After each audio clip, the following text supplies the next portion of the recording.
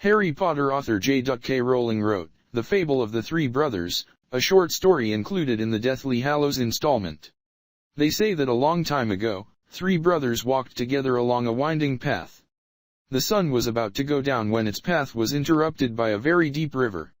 The brothers, who were magicians, decided to build a bridge. They took out their magic wands and after waving them in the air, a link between the two shores appeared before them.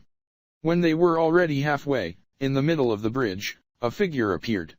Hooded very dark, it was Death, which felt somewhat confused, since no traveler had managed to cross to the other shore. They all ended up drowned in the river. Instead of showing anger, Death seemed to admire the intelligence and skill of the three brothers, and offered them a gift, whichever they wanted.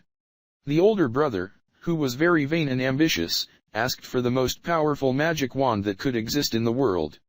And Death, he instantly offered her a wand crafted from the wood of a nearby elder tree. The second brother, who also wanted to possess great power, wished for the ability to bring the dead back to life. And Death gave him a very powerful resurrection stone. The little brother, who was the most humble and sensible, asked Death for something that would allow him to get out of there without anyone being able to see and follow him. Death very reluctantly handed over the invisibility cloak from him. Once each of the brothers got what was promised, they went their separate ways.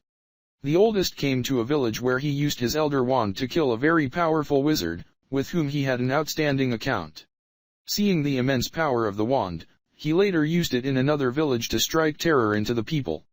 But that same night, another magician who saw everything, took advantage of the fact that he was sleeping. He stole her wand and killed her.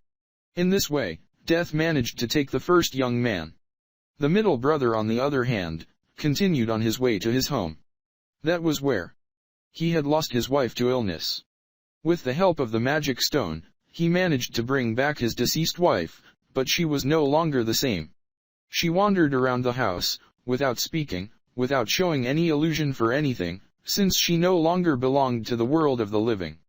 And the middle brother, desperate and invaded by sadness, decided to kill himself.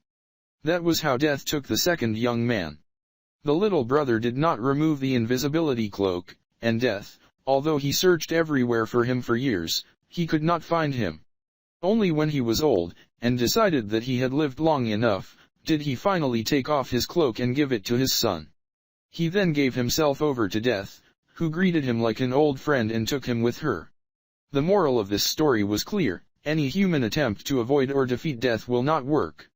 According to Dumbledore, there is a small part of the magical community that believes that there is a secret legend in the tale, which says that the three objects that are given to the brothers exist in the real world, and whoever possesses it will become the Lord of Death, which what does it mean to be immortal?